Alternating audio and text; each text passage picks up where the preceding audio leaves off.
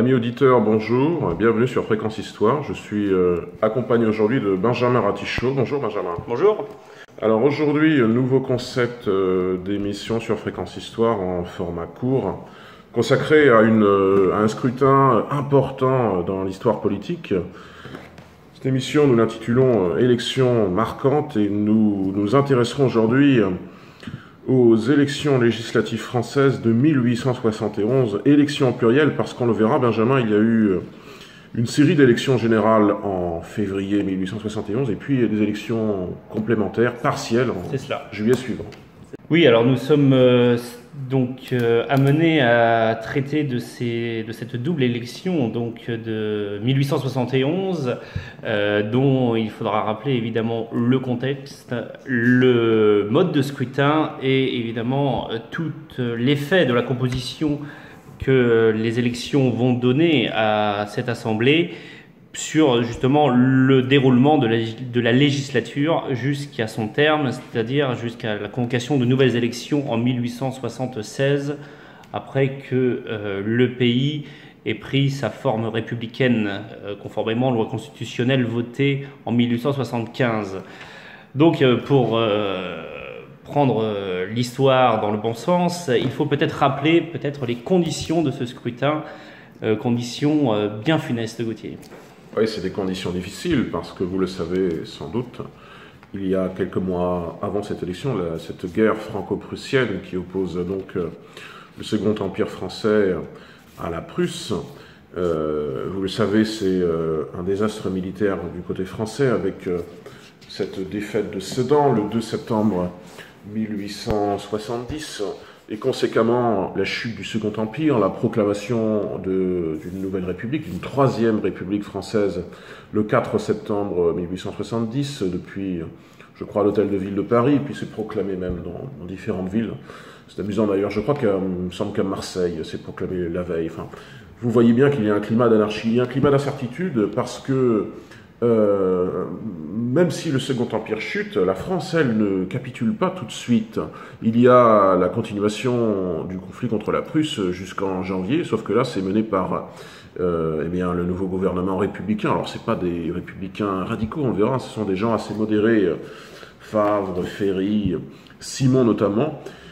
Mais pour se légitimer, croit-il, il s'estime nécessaire de devoir convoquer des élections législatives. Alors on les convoque tout d'abord en octobre 1870, et puis compte tenu de la guerre, ça ne fonctionne pas, donc on les retarde. Gambetta aussi, qui lui représente plutôt les républicains radicaux, met un petit peu de mauvaise volonté, ce qui fait qu'on déporte les élections en début février, en publiant les décrets à l'extrême fin du mois de janvier. On change le mode de scrutin, on met un scrutin de liste à un tour et au niveau départemental, en ne votant plus que dans les chefs-lieux de canton, donc ça suscite naturellement une forte abstention. Et puis il y a un critère qui contribue à rendre ces élections d'autant plus anarchiques, c'est l'occupation militaire de 43 départements par l'armée, parce qu'elle est devenue l'armée allemande, puisqu'entre-temps l'Empire allemand a été institué. Bref, Benjamin, c'est un climat d'anarchie qui forcément influence les résultats. Bien sûr, alors voilà, le point capital, peut-être deux points capitaux. Le premier, tu l'as rappelé, c'est que nous sommes dans un contexte d'occupation militaire et un contexte d'extrême rapidité d'extrême brièveté entre la convocation des élections et les élections même le 8 février. À peu près 8 jours. Voilà, donc on assiste à une campagne électorale qui, d'emblée, est courte. Avec les moyens de communication dont on disposait à la fin du 19e siècle. Le deuxième point crucial, c'est que ces élections se déroulent sans une part importante des notabilités dans les territoires, c'est-à-dire des nobles, des gens de référence, des gens sur qui, même à la fin du 19e, les gens s'appuient comme une légitimité terrienne, sont engagés dans la défense nationale, puisqu'il ne faut pas croire que seuls les républicains continuent, perpétuent le combat contre les Allemands, contre les Prussiens. Nombre de gens dans le camp conservateur, notamment les anciens zouaves pontificaux sous les ordres de Charette, continuent également de combattre dans l'ouest de la France, etc. Et donc ces élections, se déroulent rapidement dans un contexte d'occupation militaire, en l'absence d'un certain nombre de notabilités qui, je le rappelle, combattent pour justement essayer de barrer la route à l'avancée prussienne. Oui, effectivement. Alors, pour autant, ces notabilités ne sont pas forcément bien vues du nouveau pouvoir républicain, puisque s'il y aura une majorité royaliste à l'Assemblée, on le détaillera un peu plus tard, mais grosso modo, ce sont les orléanistes qui gagnent, flanqués quand même d'une forte minorité, dont beaucoup, je crois, c'est 170 à peu près députés légitimistes. Les bonapartistes, eux, sont clairement persona non grata de ce scrutin. Et tout d'abord, le 31 janvier 1871, une déclaration de Gambetta selon laquelle les anciens ministres, les anciens conseillers d'État, anciens préfets, anciens candidats officiels du Second Empire, donc le régime de Napoléon III, sont déclarés inéligibles. Forcément, ça grève un peu les possibilités pour les anciennes élites, les anciennes notabilités bonapartistes de se faire réélire à ce qui n'est plus le corps législatif, mais l'Assemblée nationale. Tiens, on ne l'a pas dit, mais cette chambre a été renommée Assemblée nationale pour la mandature 1871-1876. Après, ça redeviendra la Chambre des députés jusqu'en 1940. Il faut dire qu'on nage également dans un flou artistique, si j'ose m'exprimer ainsi, puisque la France est, à cette époque, après la chute de Napoléon III, dans le flou des institutions. C'est-à-dire qu'on ne sait pas quel sera, après la chute de Napoléon III, le régime de la France. Et donc cette Assemblée nationale ne sera élue non seulement pour voter des lois, mais également pour doter la France d'une constitution et fixer le régime définitif de la France. Et c'est là l'enjeu de cette élection et de la législature, c'est que justement les élections et leurs résultats ne sont absolument pas conformes aux attentes du gouvernement de défense nationale de Gambetta. Et nous arrivons à Bordeaux, puisque l'Assemblée siège à Bordeaux, puisque Paris est victime d'un siège de la part des Prussiens. Cette Assemblée de Bordeaux est à majorité conservatrice. Alors il faudra peut-être détailler ce que nous entendons par conservatrice, puisque les tendances qui composent justement cette mouvance conservatrice ne s'accordent pas, plutôt diffèrent sur nombre de points. Effectivement, il y a une majorité conservatrice, avec quand même d'ailleurs, j'ai expliqué il y a une minute que les bonapartistes étaient persona non grata. Il y a quand même une vingtaine de bonapartistes qui sont rescapés, entre guillemets, et qui parviennent à se faire réélire, et qui constitueront autour de Eugène Rouher, à partir de 1872, le groupe de l'appel au peuple. Mais pour le reste, effectivement, ce sont les orléanistes qui sont majoritaires, et ensuite différentes nuances de légitimisme, y compris des nuances, tu reviendras peut-être dessus, Benjamin, qui font un peu la charnière avec l'orléanisme. Et puis à l'inverse, à l'extrême droite de la Chambre, eh bien des députés qui sont vraiment ultra-cléricaux, qu'on appelle notamment les chevaux légers. Alors, ça c'est pour la répartition par siège, on va la détailler. Pour ce qui est en revanche de la répartition sociologique, on pourrait dire, c'est intéressant parce que c'est vraiment une assemblée conservatrice, mais c'est plus, à mon avis, des bourgeois que des nobles. Si on regarde la composition exacte, d'après des chiffres rappelés dans De la monarchie à la République 1815-1879 de Vincent Adoumier, on a pas tant de nobles que ça, finalement. On a 4% de nobles urbains à peu près, 20% de nobles qui sont propriétaires terriens, 10% de nobles qui sont d'anciens officiers, et la classe sociale majoritaire, c'est vraiment la haute bourgeoisie. On voit le règne de l'orléanisme au sens propre, avec 36% des sièges. Ce qui est conforme justement à ce que je disais, Oui. sur le fait que les nobles locaux sont en campagne. Alors soit sont en campagne, soit sont carrément décédés après la campagne désastreuse de Sedan. Et donc évidemment, la bourgeoisie qui n'a pas pris part au combat se retrouve propulsée en pole position dans cette assemblée, conformément justement à la victoire au moins relative des orléanistes à ces élections de février. Oui, puis il faut dire que les orléanistes, un petit peu comme le fera d'ailleurs Adolphe Thiers, a promis en gros un programme autour du pain et de la paix, hein, c'est-à-dire retrouver l'équilibre économique et puis surtout faire la paix le plus vite possible avec l'Allemagne, hein, ne plus continuer la guerre, alors qu'inversement, naturellement, la plupart des républicains sont pour la continuation de la guerre. Gambetta est même pour ce qu'on appelle la guerre aux outrances, et puis encore plus à gauche, on a naturellement ce qui adviendra à partir de mars 1871 avec le mouvement communaliste qui, à Paris, lui veut la guerre coûte que coûte. Pour poursuivre la description de la composition sociologique de cette Assemblée nationale de 1871. Après la haute bourgeoisie vient ensuite ce qu'on appelle la moyenne bourgeoisie, 19% de cette Assemblée. Alors c'est une Assemblée de 650 sièges réellement pourvus, hein, parce qu'après il y aura les élections complémentaires de juillet. Oui, une multi des gens qui ont été élus dans plusieurs départements. Voilà. Et donc ils ne peuvent pas représenter plusieurs départements à la fois. Et donc cela occasionnera, comme tu l'as rappelé, des élections en juillet, des élections complémentaires. C'est ça. C'est ce qu'on appelle la candidature multiple. C'est quelque chose de récurrent sous la Troisième République. On va vraiment abroger ce système quand il y aura la menace, entre guillemets, boulangiste. Hein.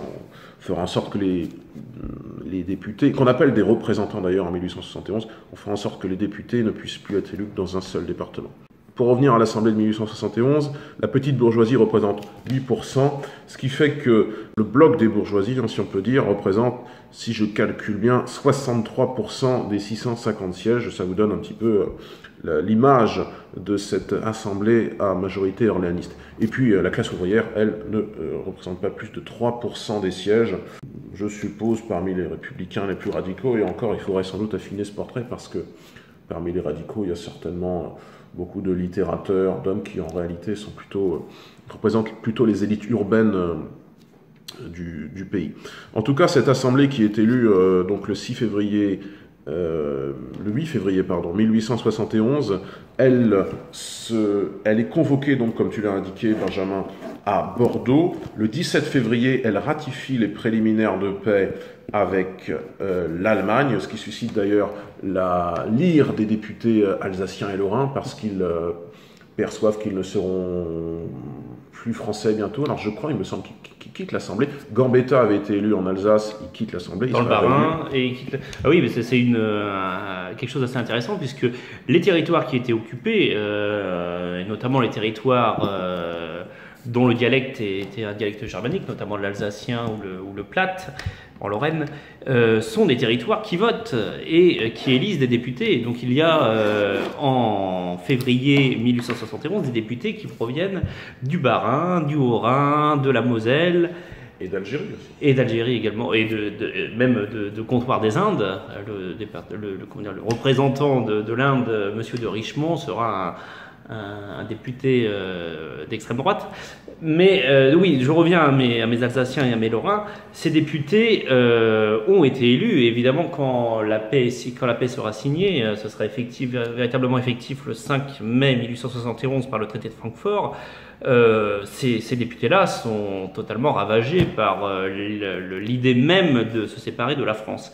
Et Gambetta, qui est élu à Strasbourg, amène ce mouvement démissionnaire de députés alsaciens et mosellans qui seront pour la plupart non réélus, à l'exception peut-être notoire de Gambetta, qui sera réélu à Belleville à Paris, où il avait été élu déjà lors des législatives de 1869. Oui, Gambetta poursuivra, lui, sa carrière politique jusqu'en 1882, même s'il a beaucoup de mal, comme l'aura ensuite Jaurès, à accéder à des postes importants.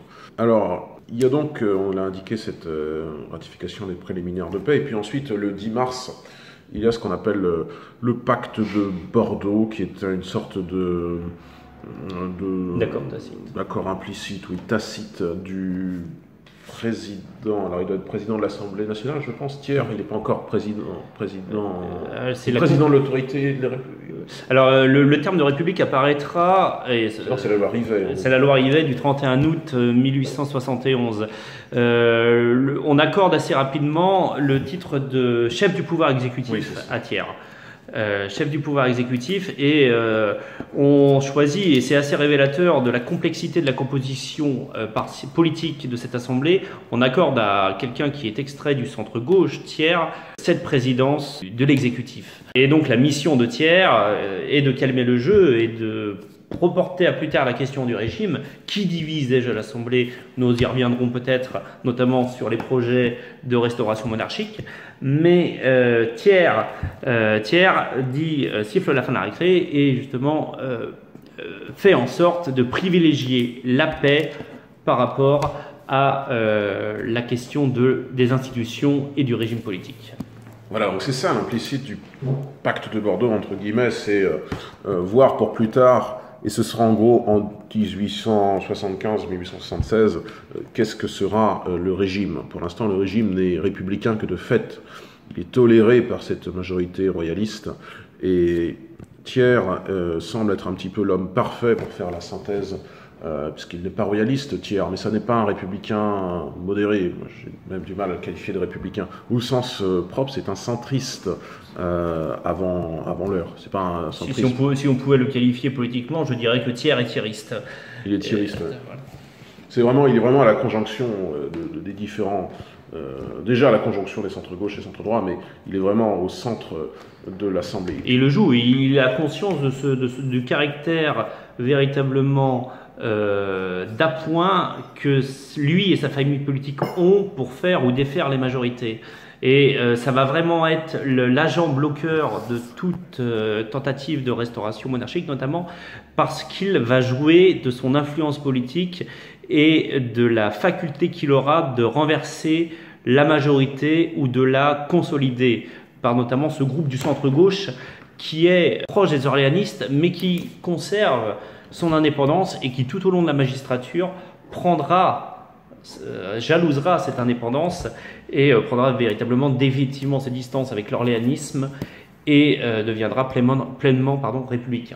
Alors, ça n'est pas fini pour autant, parce que il y a la nécessité de convoquer 114 élections partielles, on l'a dit, des élections complémentaires, qui seront prévues quand les choses se seront un peu tassées, notamment au niveau de Paris. On vous a parlé brièvement de la Commune de Paris qui s'achève le 28 mai avec ce qu'on appelle la semaine sanglante. Et bien, à peine un mois plus tard, le 2 juillet, il y a donc convocation d'élections complémentaires, 114 scrutins, avec une issue totalement différente pour le coup des élections générales de février. Parce qu'il n'y a plus de majorité royaliste. Là, il y a 99 victoires républicaines sur 114, 12 victoires royalistes et puis 3 victoires bonapartistes. Même les bonapartistes arrivent à tirer leur épingle du jeu alors qu'ils n'avaient eu qu'une vingtaine de représentants en février. C'est vraiment les royalistes, toutes tendances confondues, qui sont les grands perdants de ces scrutins complémentaires du 2 juillet 1871 qui se tiennent le 9, exceptionnellement, dans le département de la Manche. Et cette série de victoires républicaines qui sera confortée à partir de 1872 dans la série d'élections partielles qui aura, et c'est bien normal, un petit peu partout en France. Notamment à Lyon. Notamment à Lyon. Où Barodet sera élu. C'est Lyon ou c'est Paris, Barodet? C'est Paris, pardon. Oui, c'est Paris. Ouais. Oui, je pensais à cette élection-là, Barodet, qui est une... tu peux peut-être en parler, du coup. C'est une victoire surprise des Républicains. Victoire surprise des Républicains. C'est vraiment le moment précis où Thiers choisit la République et où il rassemble toute la majorité conservatrice, si je peux qualifier cette majorité, si on peut, comment dirais-je, la qualifier une et homogène. C'est au moment de cette élection, en 1872, que Thiers reçoit les ires justement de cette majorité et fait le choix de la République. Il a d'ailleurs une phrase célèbre dont j'ai oublié véritablement la teneur, mais où il rappelle son attachement à la République et où il verrouille définitivement le projet de restauration monarchique. Donc c'est cette élection au printemps 1873 qui entraîne quelques jours plus tard la chute de Thiers et l'élection de Patrice de MacMahon, nouveau président de la République. Alors Benjamin, sans doute faut-il revenir sur la composition des principales tendances. On ne peut pas dire des groupes parlementaires à l'époque, on ne pourra pas le dire avant les années 1910. La composition des principales tendances politiques de l'Assemblée nationale en juillet 1871. Alors, les chiffres cumulés. Les chiffres cumulés, oui. Les chiffres cumulés des élections de février et de juillet. Nous avons de l'extrême gauche à l'extrême droite. Alors, on ne qualifie pas de groupe, mais on peut qualifier peut-être de réunion, c'est-à-dire que les gens se réunissent chez les chefs de réunion pour discuter des projets de loi, de se concerter sur un vote, etc., sans que la discipline ne soit respectée.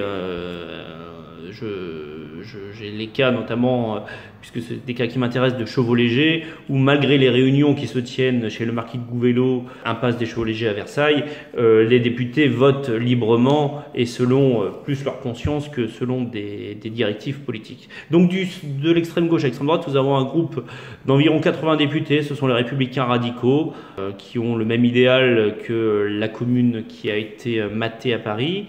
Nous avons ensuite environ 150... Ça, c'est plutôt Léon Gambetta, par exemple. Léon Gambetta. Nous avons environ 150 députés républicains modérés. C'est plutôt Favre. Voilà, de la tendance de Favre. Un centre-gauche d'environ 90 unités. Ça, c'est Adolphe Thiers. Adolphe Thiers, donc qui fait corps avec l'orléanisme au début de la législature pour s'en séparer et pour faire le choix, nous l'avons vu en 1872, de la République. Au centre, nous avons un groupe bonapartiste, mais le groupe bonapartiste, nous l'avons vu, est à part et ne sera véritablement constitué que par la constitution du groupe de l'appel au peuple. Alors ils sont peu nombreux, hein, les bonapartistes, on vous a dit à peu près un petit peu plus de 20, avec des hommes par exemple comme César-Auguste Ginoux de Fermont, qui est élu sur le scrutin de liste naturellement, c'est un député de la Loire-Inférieure, mais qui ensuite s'implantera dans le pays de Châteaubriand, au nord-est du département. Et ensuite, donc, passé les bonapartistes et le centre-gauche, nous arrivons dans toute la mouvance monarchiste. Alors, on a trop voulu simplifier cette assemblée en disant qu'il y avait un groupe orléaniste et un groupe légitimiste. C'est beaucoup plus compliqué que ça. Alors, on va essayer de synthétiser puisque il ne s'agit pas d'embrouiller les auditeurs.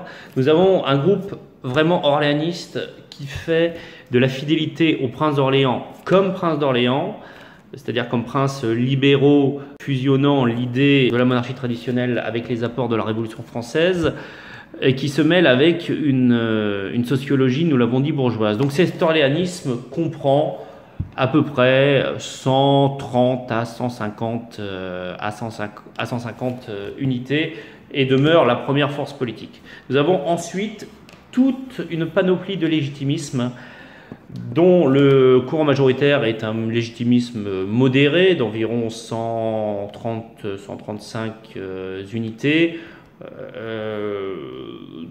qui entretiennent avec l'héritier, le comte de Chambord, des relations courtoises. Mais on peut mettre des hommes comme Charles de Juigné dans cet ensemble. Voilà, Charles de Juigné en Loire-Inférieure, Chénelon pour les Pyrénées-Atlantiques.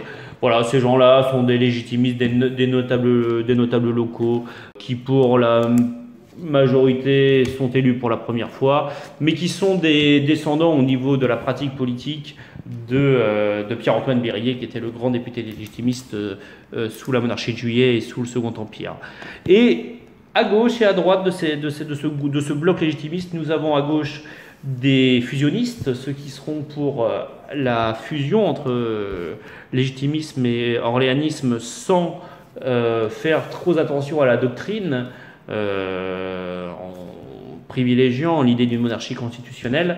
Et à droite de ce bloc légitimiste, nous avons ce que nous appellerons les Chevaux-Légers, du nom de la rue de Versailles, de l'impasse de Versailles où ils se réunissent, qui eux sont des inconditionnels du comte de Chambord et qui entretiennent véritablement les idées d'Henri V, notamment sur cette fameuse affaire du drapeau blanc, qui sera une mise au point de la part de l'héritier sur tous les projets justement de fusion qui se feront sans qu'ils n'y prennent part.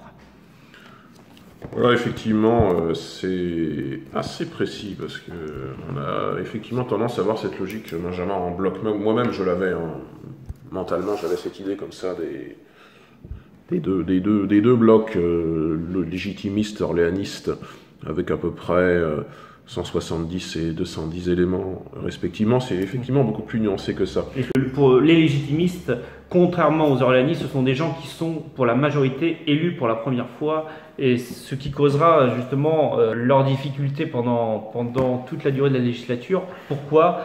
Parce qu'ils ne sont pas rodés aux astuces parlementaires. Ils ne sont pas rodés aux astuces parlementaires et ils ont du mal à voir un peu où on les amène. Juste une précision, il faut rappeler que les députés légitimistes sont pour la première fois élus, ce qui n'est pas le cas des députés orléanistes. Et justement, tout au long de la législature, les députés légitimistes n'arriveront pas à déceler les intrigues orléanistes qui condamneront à terme les projets de restauration. Il ne faut pas perdre à l'esprit ce caractère novice des députés légitimistes. Il y a un bon exemple de ce retour des notabilités orléanistes dans l'Assemblée par rapport aux légitimistes qui sont effectivement, tu l'as dit Benjamin, plutôt des hommes nouveaux, des élus qui sont élus pour la première fois. C'est par exemple François de Maleville, représentant orléaniste de la Dordogne, qui avait été élu en 1834 et en 1849, c'est un orléaniste, et bien il est réélu de nouveau représentant, on ne dit pas député à l'époque, pour rappel, en 1871 à l'âge de 68 ans. Alors, on a fait la répartition sociologique, on a fait la répartition par tendance politique. Pour ce qui est, brièvement, on vous le montrera sous la forme d'une carte de la répartition, grosso modo, de la géographie électorale des différentes tendances. Pour simplifier, vraiment, les royalistes sont surtout représentés dans l'Ouest au sens large et dans le Midi, mais alors pas dans tout le Midi, plutôt le Midi rural, l'intérieur des terres. Les républicains au sens large sont naturellement surreprésentés à Paris, dans la ville de Marseille, parce qu'il y a eu une forte agitation républicaine, notamment autour de Alphonse d'Esquiros l'année suivante. Il y a un petit essai de commune qui n'a pas fonctionné. Toulouse également, et puis les départements frontaliers de l'Est qui naturellement sont jaloux de leur... du fait qu'ils, selon eux, ils doivent rester français. Alors naturellement, les élections dans les départements de l'Est, elles seront invalidées puisque ces territoires deviennent allemands. Et puis quant aux bonapartistes, ils sont représentés de manière tout à fait squelettique, mais ils ont quand même des représentants dans quelques zones de force assez logiques. La Corse, naturellement, parce que c'est l'île natale de Napoléon Ier, et puis également la Charente et la Loire inférieure, où ils ont, je pense, deux représentants, dont ce représentant qu'on a cité tout à l'heure, Benjamin, qui est Ginoux de Fermont. Voilà, chers amis, pour ces élections législatives de 1871, il faut sans doute faire une ouverture en signalant que, le 5 juillet, il y a le manifeste du comte de Chambord, et puis Benjamin, la séquence des élections cantonales en octobre, qu'on peut rappeler brièvement avant de conclure. Bien sûr, qui est dans la continuité des élections complémentaires du 2 juillet 1871, c'est-à-dire une implantation, alors ça se caractérise par une implantation dans les conseils généraux des Républicains, notamment dans des conseils généraux qui n'ont pas l'habitude de voter pour les Républicains. Je pense notamment à la Loire inférieure, où nombre de candidats conservateurs sont battus. On a parlé du comte de Juigné. Le comte de Juigné, l'ancien président en exercice du Conseil général, est battu dans son canton de Bourgneuf-en-Retz. Et alors il y a toute une série, je crois également que le conseiller général de La Chapelle-sur-Erdre, dont j'ai oublié le nom, je crois que c'est Sémaison, est battu également. Donc il y a toute un rebattage de cartes intégral au niveau local qui favorise les républicains et qui préfigure l'implantation définitive du régime républicain en France. Ces élections législatives cumulées, conjuguées à ces élections cantonales, ça équivaut au son du glas pour les conservateurs et notamment pour les monarchistes qui ont perdu l'occasion de restaurer la monarchie. Voilà, donc c'est cantonal, ce qu'on appellerait les élections départementales maintenant, sonne effectivement le glas des conservateurs, et puis cette républicanisation progressive de la France à partir des centres urbains, y compris des villes moyennes. Chers amis auditeurs, merci de votre attention, et à bientôt sur Fréquence Histoire. À bientôt, Benjamin. À bientôt, merci.